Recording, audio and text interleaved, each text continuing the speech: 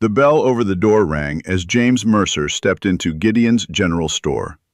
By the time he reached the counter, his arms were loaded with far more than a single man living alone could ever need. Coffee, a box of nails, a tin of lamp oil, soap, a sack of flour he didn't need until next month at least. He set it all down on the counter, one item at a time, watching Lucy Bennett the whole while. She was mid-conversation with another customer, laughing at something the older woman had said, and without so much as glancing down, Lucy began adding up James's purchases in her head. By the time she turned to him, she already had the total. "That'll be $1.60, Mr. Mercer." James raised an eyebrow. "I don't believe I've ever seen you have to count twice." "That's only because nobody keeps adding things to the counter once I've started," Lucy said, a small smile tugging at her mouth. It was nothing, a few words. But something passed between them anyway, small and warm, and neither of them willing to name it. Truth was, James hadn't needed half of what sat on that counter. He'd simply needed a reason to be standing in front of it. "You walk into town today?" he asked, though he already knew the answer. "Same as always. Ranch still needs someone to help with the books, keep the household running right. Pays better than what you're making here." He said it easy, like it was nothing, though he'd offered it 3 times now and been turned down 3 times. "That's kind of you, Mr. Mercer, but I'll have to say no again." The Mercer place sat clean across town from the Bennett farm. Walking there and back every day would eat up more daylight than Lucy had to spare. James wanted to say something else. He didn't know what. The bell rang again. Caroline Whitford stepped through the door just in time to see the two of them smiling at each other over the counter. For one unguarded second, something cold passed behind her eyes when she looked at Lucy. Then James turned, and the smile came back, bright and practiced. "James, what a surprise! You wouldn't want to come by the house for tea, would you?" "Afraid I've got to get back before dark," James said, already reaching for his hat. He nodded to Lucy on his way out. "Miss Bennett?" That single word, her name, said last, said to her, settled somewhere in Caroline's chest and stayed there. Caroline took her time picking through the shelves, piling more onto the counter than she needed. Lucy added it all, quiet and quick, and Caroline handed over a large bill. Lucy counted back the change to the penny. While Lucy turned to wrap a parcel, Caroline's fingers closed around one of the coins. It disappeared into her glove. "You're short," Caroline said, flat and certain. Lucy turned back. She knew exactly what she'd counted. "I don't believe I am, Miss Whitford." Caroline called for Gideon before Lucy could say another word. Gideon came out from the back, took one look at who was standing there, and didn't so much as glance at the coins on the counter. "I'm sure it was an honest mistake," he told Caroline, already reaching to make it right. "I counted correctly," Lucy said, steady. "If Miss Whitford says it's short, then it's short." Gideon's voice left no room for argument. The difference came out of Lucy's pay. Caroline gathered her packages, satisfied but not quite finished. On her way out, she let her voice carry just far enough. "Perhaps if you spent less time smiling at men with money and more time minding your work, you'd make fewer mistakes." A pause, sweet as poison. A poor girl's got to find some way to improve her situation, I suppose. Lucy understood exactly who she meant. Her face burned. Words rose in her throat. She swallowed them. She needed this job. Lucy left the store later than she meant to, the sky already sliding toward evening. 4 miles stood between her and home, and her legs already ached from a day spent standing behind that counter. Her pay, what little was left of it, sat folded in her pocket, lighter than it should have been. She walked the first mile without thinking much of anything. By the second, her mind had wandered back, the way it always did on this road, to her father. When Lucy and Eddie were still small, their father had joined the stream of men chasing rumors of gold into the Black Hills. He never struck it rich, but for a few years the money came home steady enough to patch the roof, buy a little more stock, put something aside. Enough that Helen never had to choose between flour and medicine. Then came the accident. Men he'd worked beside brought his body back themselves, and he was buried on the family land, under a tree he'd planted the spring before he left. For a while after, the three of them, Helen, Lucy, Eddie, had managed. Not easily, but well enough. Then Helen's heart failed her. It had started as a fever, the kind that swept through and left most people tired for a week and nothing more. Helen wasn't so lucky. The fever broke, but something inside her chest never quite recovered. First, it was just tiredness. Then it was breathlessness after the shortest walk. Then whole days spent in bed, her ankles swollen, her lips faintly blue when the weather turned cold. Lucy had still been in school then. She left before the year was out. From that day forward, the house belonged to her in a way it never had before. She tended what stock they had left, grew what vegetables the soil would give her, made preserves, baked bread to sell, took in any work that paid, mending, washing, anything. Eddie grew old enough to help, and did, gladly. But this last season had been a poor one, the garden thin, the hens laying less. What savings remained had gone to doctors and medicine faster than either could be replenished. That was the whole of it. That was why she stood behind Gideon's counter for wages that shamed her, and let Caroline Whitford steal a coin from her own hand and call her a liar for it. Lucy knew, walking this road in the fading light, that she wasn't blind to any of it. She knew exactly how she was treated, and by whom, and why she let it happen. She simply had no choice. There were evenings, this one included, when she wanted nothing more than to sit down on the roadside and not get up again, to let someone else carry it just once. But then she thought of Helen, waiting at the table with a smile she made herself wear no matter how tired she was. She thought of Eddie, 14, and trying so hard to be more grown than he was. And Lucy kept walking. By the time Lucy reached the farm, the last light was nearly gone. Eddie had already fed the stock without being asked, and Helen sat waiting at the table, thin but upright, holding herself the way she always did when she wanted her daughter to see strength instead of struggle. Supper was simple. Beans, a little salt pork, bread from 2 days back. Eddie told some story about a dog that had chased him halfway up a fence post, and Lucy laughed despite herself, the tightness in her chest easing for the first time all day. "Your feet hurting?" Helen asked, watching her daughter more closely than Lucy realized. "I'm fine, Mama." Neither Helen nor Eddie knew what had happened at the store. Lucy made sure of that. Whatever had been taken from her that day, the coin, the wages, the dignity of it, she carried alone, the way she carried most things. This was what she worked for. This small table, these 2 faces. Everything else was just the price of keeping it.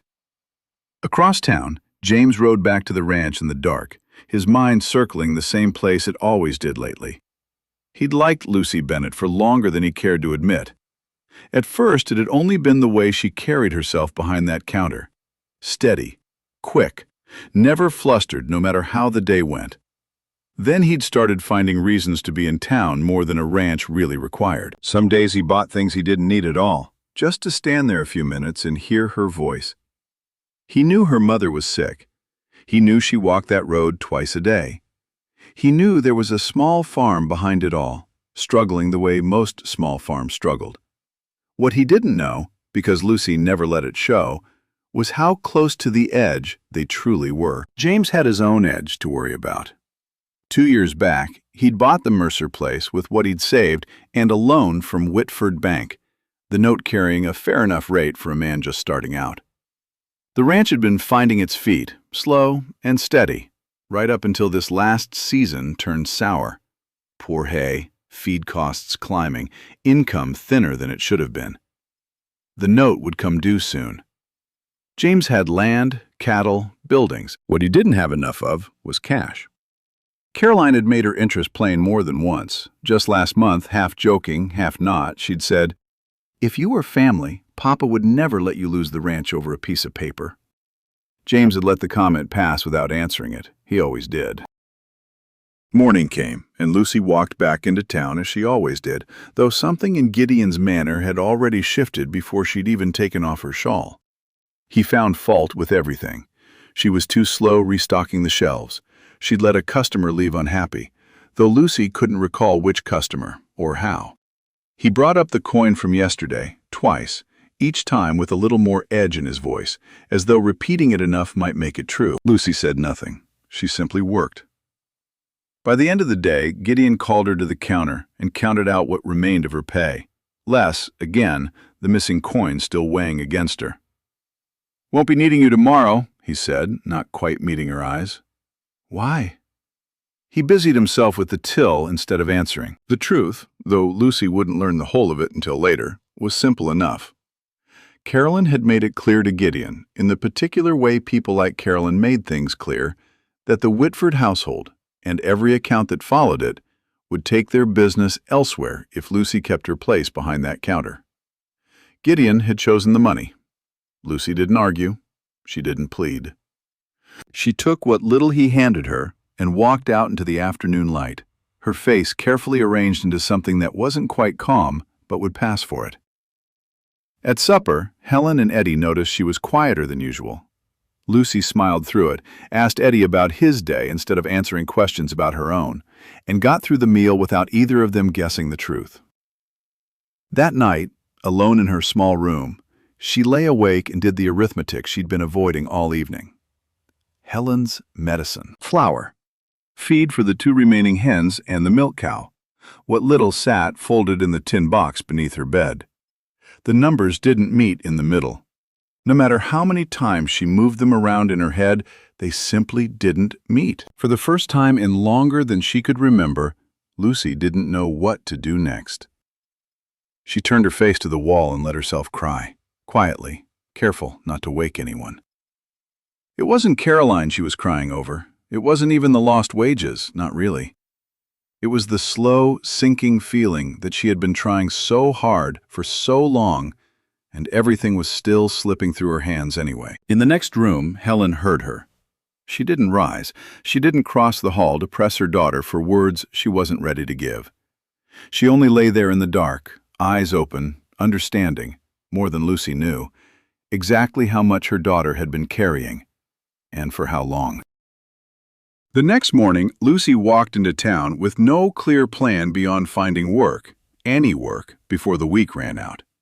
She tried the boarding house first, full up on help. The bakery had nothing. The laundry already had 2 girls and no coin to spare for a third. A few other shops gave her the same polite, tired refusal. By midday, she'd run out of doors to knock on. James had ridden in for no better reason than the one he always gave himself, and found Gideon's counter empty of the one person he'd hoped to see. "Where's Miss Bennett today?" he asked. "Let her go," Gideon said, not looking up. "Found something else, I'd guess." James frowned. Lucy hadn't said a word about leaving. "Where's she working now?" "Couldn't tell you." "Her family's place, where is it?" Gideon shrugged. "Some farm out past the edge of town, that's all I know." James asked a few more people on his way through. The sort of questions a man could ask without it looking like more than idle curiosity.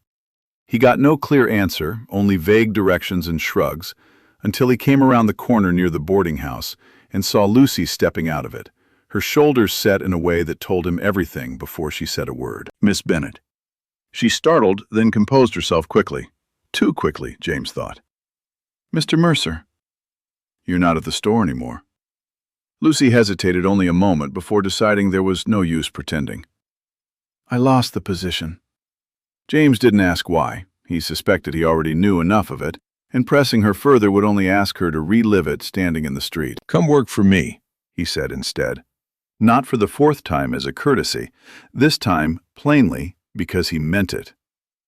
Lucy didn't refuse outright, and that alone told him something had changed. But the old problem remained. "The ranch is too far, Mr. Mercer. My mother can't be left alone that long, and Eddie still needs someone looking after him when I'm not there."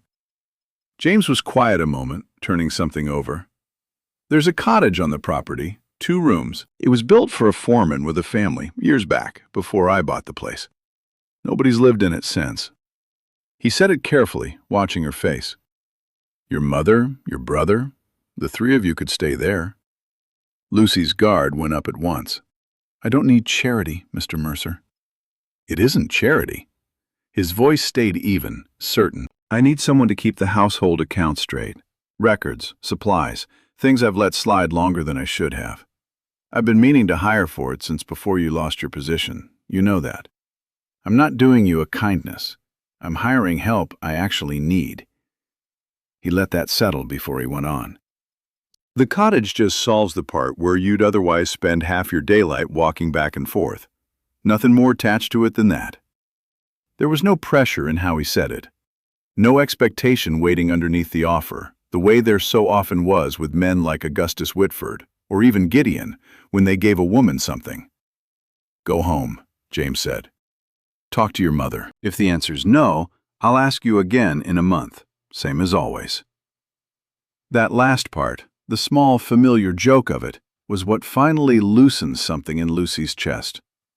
He drove her back himself, since she'd already spent the better part of the day walking. Helen met him at the door, wary at first, the way any mother would be.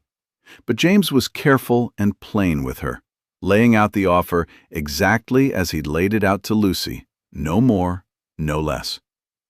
The three of them talked long after James had gone. In the end, there was little else to decide. They said yes. The wagon came for them 2 mornings later. Lucy felt a small ache leaving the farm behind, even knowing it wasn't permanent. We're not selling it, Helen said, watching the house shrink behind them. We're only away from it a while. The weeks that followed blurred together in the way busy weeks do. Lucy took over the household accounts, caught 2 errors in the first ledger she opened, and had the whole thing running clean within days. She helped in the kitchen when it was needed, baked when there was time, kept preserves going the way she always had. She wasn't trying to save the ranch. Nobody had asked her to. What she did instead was smaller and somehow more lasting. She learned the hands' names, remembered who took their coffee black and who wanted sugar in it, caught a wrong figure in the feed ledger before it cost anyone money. People noticed, not loudly, just a nod here, a bit of easy conversation there, the particular warmth of being someone others were glad to see. Eddie took to following James around whenever chores allowed it. James gave him real work, nothing dangerous but nothing pretend either, and showed him how to handle the horses properly. When Eddie did something wrong, James didn't laugh it off. He simply had him do it again, correctly, until it stuck. Lucy watched this from a distance more than once. It did something to her she wasn't ready to name. One evening she stayed later than usual over the ledgers, the lamp burning low. James set a cup of coffee down beside her without a word. She looked at it, then at him. How did you know I take it like this? He seemed almost embarrassed by the question. I've watched you pour it enough times at the store, I suppose. Lucy said nothing for a moment. It was only then, turning the thought over, that she began to wonder whether all those visits to Gideon's, the coffee he never drank, the nails he never used, had ever really been about supplies at all. Another evening, Lucy made a better supper than usual. Nothing extravagant, just enough care put into it that it showed. Eddie laughed at something James said. Helen, stronger that night than she'd been in weeks, sat with them at the table instead of resting early. James stayed to eat. For a moment, looking around that table, her mother, her brother, this man who'd given them a place without asking for anything back, Lucy felt something settle over her that she hadn't expected. It felt like a family. The thought frightened her the instant it arrived. Caroline's words came back uninvited. A poor girl finding a way to improve her situation. Lucy pushed the coffee cup away slightly, as if putting distance between herself and the feeling might undo it. But it didn't undo it. Not really. She was starting to love him. She could no longer pretend otherwise, not to herself, alone in the dark of the cottage that night, listening to her mother's steady breathing in the next room and Eddie's in the one beyond that. She only wished she knew how to want something for herself without feeling as though she were stealing it. 3 weeks passed at Mercer Ranch in much the same rhythm. Lucy at the ledgers, Eddie at the horses, Helen a little stronger some days than others. It began to feel less like borrowed time and more like simply how things were now. Then, One night, deep into that quiet stretch, it broke. Lucy woke to the sound of her mother struggling for breath in the next room. A wet, ragged sound that had her on her feet before she was fully awake. Helen sat upright in bed, one hand pressed to her chest, lips gone faintly gray in the lamplight. Lucy ran for the main house. She didn't have to knock twice before James was pulling on his boots. "I'll ride for the doctor myself," he said, already moving. "Stay with her." He was gone within minutes, cutting the 8 miles to town faster than Lucy would have thought safe on a night that dark. While he rode, one of the hands sat with Eddie, keeping the boy steady, while Lucy did what little she could, propping her mother higher against the pillows, keeping a cool cloth at her forehead, talking low, and even though her own hands wouldn't stop shaking. The doctor arrived a little past midnight. It took him the better part of an hour before Helen's breathing eased enough for her to sleep. He spoke to Lucy alone, out on the porch, his voice careful in the way doctors' voices get when there's no good way to say a thing. "Her heart's weaker than it was," he said. "I won't tell you how much time." Nobody could say that, honestly. "But I'd have you understand, this won't be the last night like this one." Lucy nodded. She'd already known it somewhere. Hearing it plainly was different. It was long past midnight before she finally stepped outside, unable to sit still in the small, quiet house any longer. James found her there a few minutes later, a blanket over one arm, 2 cups of coffee in his hands. He didn't say anything at first. He simply sat down beside her, close enough that she could feel the warmth of him, careful not to touch her unless she reached for him first. "I can't remember the last time I asked myself what I wanted," Lucy said finally, staring out at the dark shapes of the corral fence. "Only ever what everyone else needed." James didn't offer to fix it. He didn't promise the ranch, or the doctor's bills, or any of it would come out fine. He only said, quiet and certain, "You don't have to make yourself useful every minute you're awake, Lucy. Not with me." It struck somewhere deep, somewhere she hadn't let anyone reach in a long time. They sat like that until the coffee went cold, neither of them saying much else. James close but careful, Lucy letting herself simply exist beside him without earning it. She was almost certain, sitting there in the dark, that James loved her, and she knew, with a quiet, frightening certainty, that she loved him too.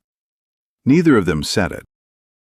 A little over a week after that night on the porch, James rode into town at Augustus Whitford's request and found Caroline already seated in the bank office when he arrived. Augustus didn't waste time on pleasantries. The note on the Mercer ranch would come due within the month, and while the ranch itself was sound, good land, good stock, the bank couldn't ignore how thin the cash reserves had run. He could call the note. He could also, he said, be persuaded not to. Then he laid out the alternative. If James married Caroline, the note would be folded into her dowry and settled in full. The ranch would carry no debt at all going forward. Caroline made no effort to hide that she wanted exactly that outcome, watching James with an expression that assumed the answer had already been decided. James didn't take long to give it. "No?" Augustus raised an eyebrow. "You understand what you're refusing?" "I do." There was no scene, no raised voices. James thanked him for his time, nodded once to Caroline, and walked out of the bank office with the note still very much unresolved. In the days that followed, James rode further than usual, twice into the larger town 2 counties over, making inquiries at banks that didn't know his name or his troubles. It took the better part of a week before he found a lender willing to extend him a new loan, on worse terms than Whitford's, and only by putting up one of the ranch's outlying pastures as collateral. He signed the papers, paid off the Whitford note in full, and said nothing of it to Lucy. The ranch was his, clear of Augustus Whitford. But a piece of it now sat mortgaged against a harder debt than before, and James carried that weight quietly, the way he carried most things that mattered. Nearly 2 weeks passed before Lucy had reason to go into town again, a trip for medicine, flour, a few other supplies the ranch kitchen had run short on. Life at Mercer had settled back into its ordinary rhythm by then. Helen steady, if not strong. James quieter than usual, but nothing Lucy thought to question. She was crossing near the general store when she caught two women talking low near the corner, their voices not quite low enough. Turned down a marriage that would have cleared his whole debt. All for that Bennett girl living out on his land now.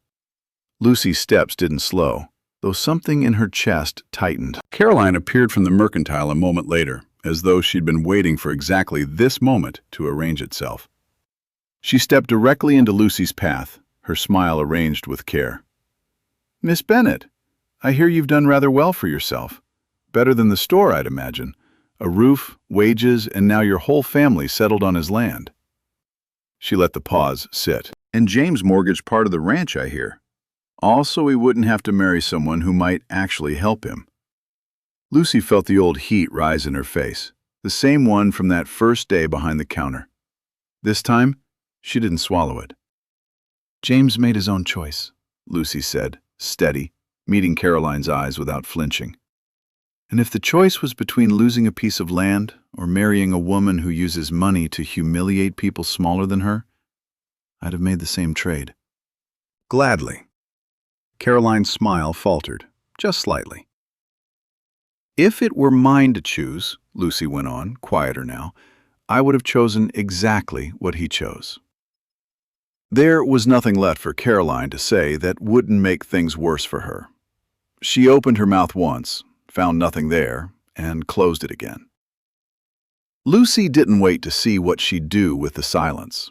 She simply walked on, her basket steady on her arm, her spine a little straighter than it had been in a very long time. She didn't need to watch Caroline's face fall to know something had shifted.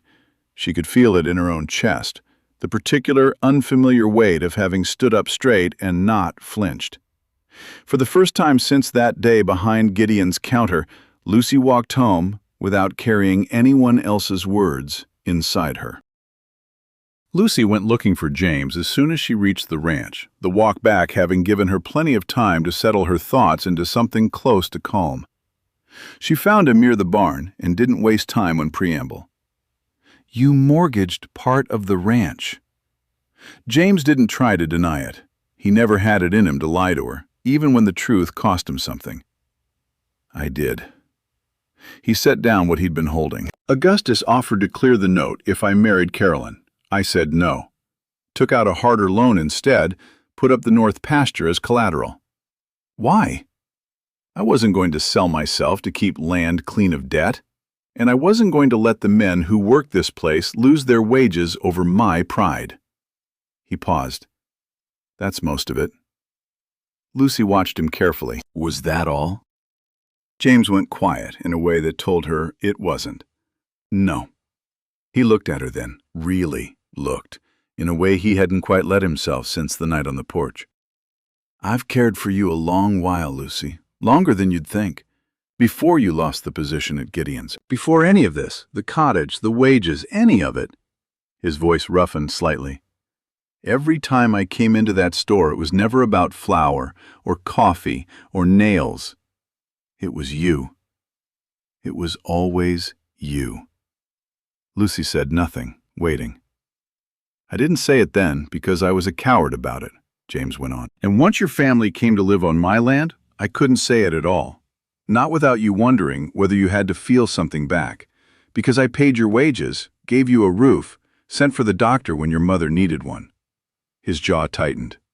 "I wasn't going to let you think you owed me your heart on top of everything else you already carry."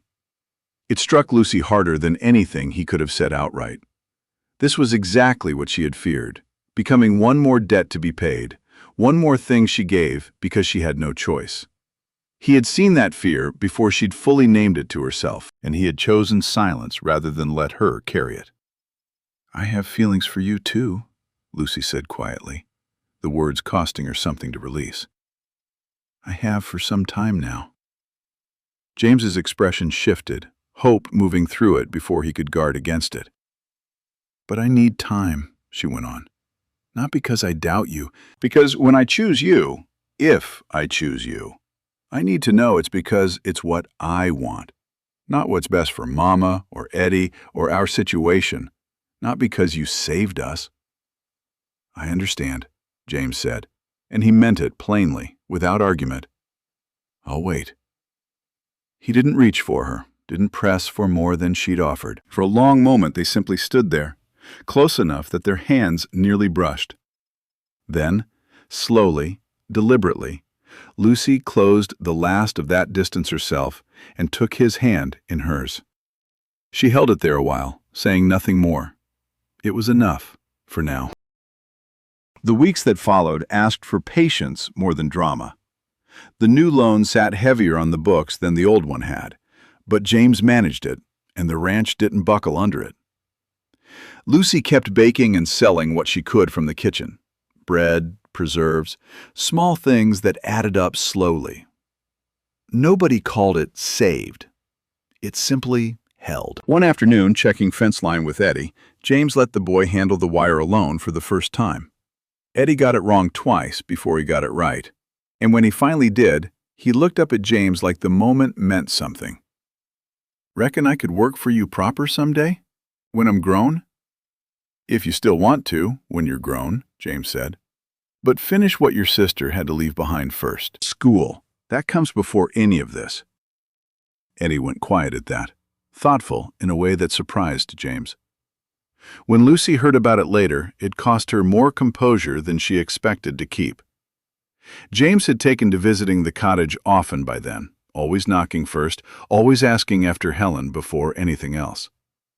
One afternoon, with Lucy in town and Eddie out near the barn, James brought broth and bread over himself. Helen was more alert than she'd been in days, and when he set the tray down, she asked him to sit a while. She didn't waste time working up to it. "You love my daughter, don't you?" James didn't deny it. Helen studied him a long moment before she spoke again, her voice softer than he'd heard it. "I watched her leave school, watched her work herself past exhaustion, year after year, until her hands looked older than her face." She paused. "There were nights I thought it would be easier on her if I simply wasn't here anymore to need looking after." "Helen, let me finish." She held up a hand, gentle but firm. "And then I'd be ashamed of the thought, because I don't want to leave. I want to see her happy. I want to see Eddie grown. Both of those things live in me at once, and some days I don't know what to do with either of them." James took her hand, careful of how frail it had become. Helen didn't ask him to marry her daughter. She didn't need to. "If she chooses you," she said instead, "never let her believe she has to love you to repay you. Promise me that." "I promise," James said, and meant it completely. Helen's gaze moved toward the window, toward the direction of the barn, where Eddie's laugh carried faintly on the wind.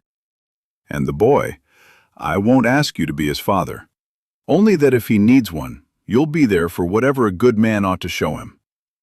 "I'll be there," James said, "for as long as he wants me to be." Helen nodded, satisfied, and let her eyes close, not from sleep, but from something closer to peace. It came without warning, the way such days sometimes do.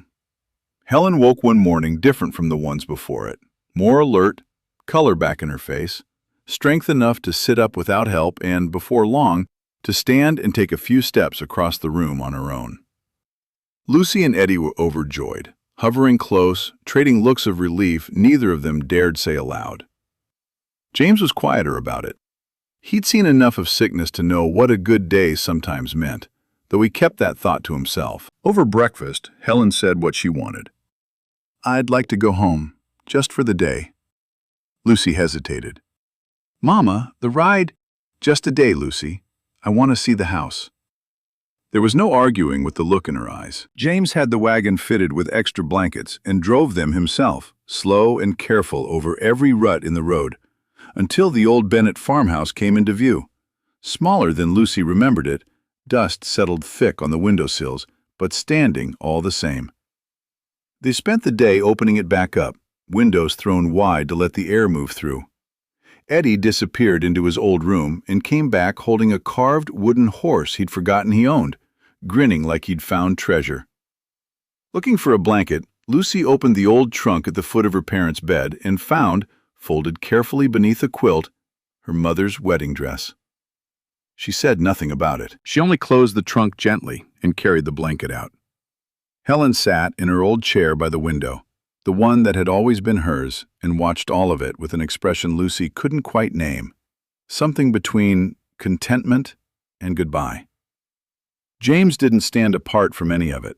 He mended a loose hinge on the pantry door, quiet work that needed no one's permission. The kind of thing a man does when a place already feels like his to help with.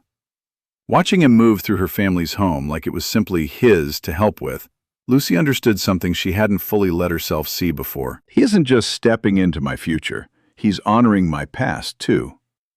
Supper that evening was simple, the same kind of meal they'd shared 100 times in that kitchen. But Helen was livelier than she'd been in weeks, laughing at something Eddie said, teasing James gently about the wagon ride. After the plates were cleared, she called the three of them to sit with her. She'd seen the way Lucy and James looked at each other by now. She didn't push them toward a wedding. She only spoke to her daughter, quiet and direct. Your whole life, you've asked what everyone else needed.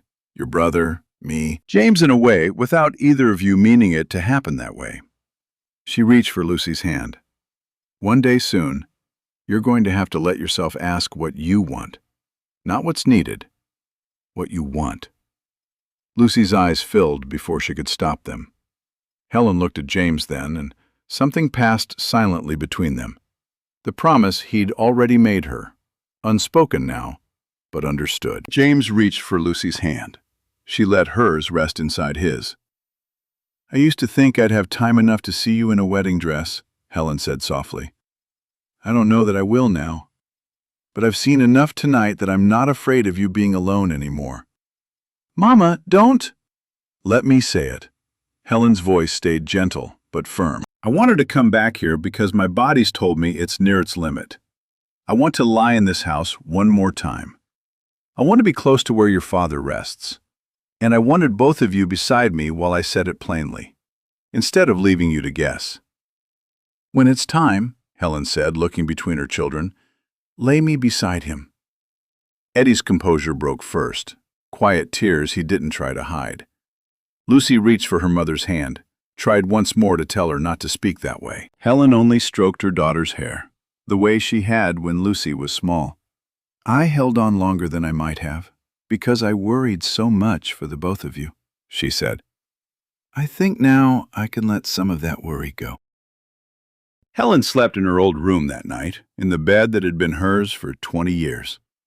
Lucy sat with her a while after the others had gone quiet, holding her mother's hand until Helen's breathing settled into something slow and easy.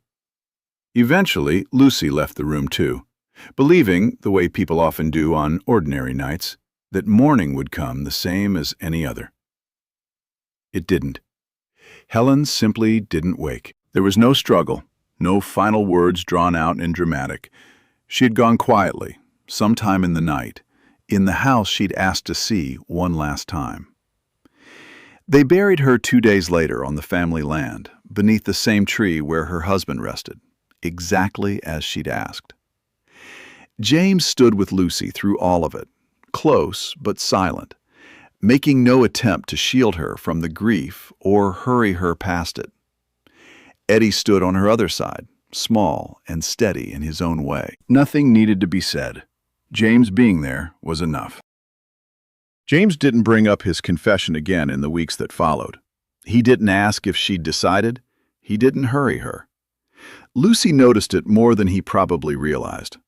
How easily he could have used her grief, her circumstances, the whole shape of what her life had become, to pull her closer. He never did. He simply gave her room, even when giving her room cost him something too. It was nearly a month before Lucy sought him out on her own, finding him near the corral one evening as the light went gold over the fence line. You said you'd wait, she said, until I knew why I was choosing you. James turned to face her fully, saying nothing, waiting. I know now. She didn't choose him because she needed a roof, or because Eddie needed steady work to grow into, or because her mother had wanted to see her settled before she went. She didn't choose him because the ranch had given her family safety when they'd had none. I want to spend the rest of my life with you, Lucy said, not because of any of it, because it's what I want, for myself. It was the first time in longer than she could remember that she'd made a decision belonging entirely to her. James crossed the last of the distance between them. "Lucy Bennett," he said, quiet and certain, "will you marry me?" "Yes." He kissed her then, the first time, exactly here, exactly now, the way it was always meant to happen. Not before, not as comfort in grief or gratitude for a roof, only this. Two people finally choosing each other, freely, with nothing left to repay. Months passed before the wedding. Quiet ones. The season turned kinder than the last. The new loan remained, still a weight on the ledgers, but a manageable one now, chipped away steadily rather than looming. The mortgaged pasture stayed mortgaged, but no longer felt like a threat hanging over the place. The hands stayed on. Lucy kept the household accounts, same as always, and Eddie split his days between chores and the school books he'd once thought he'd have to give up entirely. Nothing about it was a rescue. It was simply a life, built slowly, the way most good things are. On the day itself, James wore a suit that didn't quite fit him right in the shoulders, and didn't care. Lucy wore her mother's wedding dress, altered just enough to fit her, the fabric soft with age. The ceremony was small. The ranch hands, a few neighbors, Eddie standing straighter than Lucy had ever seen him. Afterward, before anything else, Lucy asked James to take her back to the farm, to the graves beneath the old tree. He drove the wagon himself, same as he always had for that particular road. Lucy carried her bouquet the whole way, saying little. At the graves, she knelt and laid the flowers between the two markers, her father's, weathered soft over the years, and her mother's, still sharp-edged and new. This was the thing Helen had said she wanted to see. Lucy in a wedding dress. She hadn't lived to see it, but Lucy had come to show her anyway. Eddie stood beside his sister a long moment, saying nothing either, the two of them simply present together, the way they'd always been present for each other. Through everything. James stayed back a few steps, giving them that space without needing to be asked. When Lucy finally rose, she turned back toward him. She was the one who reached for his hand this time, freely, certainly, the way she'd learned to reach for the things she wanted. James took it. The three of them walked back to the wagon together, leaving the quiet plot beneath the tree behind them, carrying forward everything that mattered. Before you go, I want to talk about what stuck with me from this one. James never used Lucy's hard times to get closer to her. When it came down to it, he chose to lose part of his land rather than trade his feelings for financial safety. And in the end, that's exactly why he got the thing that mattered most. A woman who chose him freely, not out of obligation. Lucy carried more than her share without ever complaining. But when she needed to stand up for herself, she did. And what she gained wasn't really James. It was the first time in her life she got to choose something just because she wanted it. Then there's Helen. Even in her final days, she made sure James understood one thing. Never let Lucy think she owed him her love. That's the real gift she left behind. The freedom for her daughter to live for herself. None of them tried to bargain with fate. And what each of them got back was earned by everything they quietly gave. If any of that hit home for you, drop a comment and let me know what stood out. Hit like if the story meant something to you, and subscribe so you don't miss what's coming next. See you in the next one.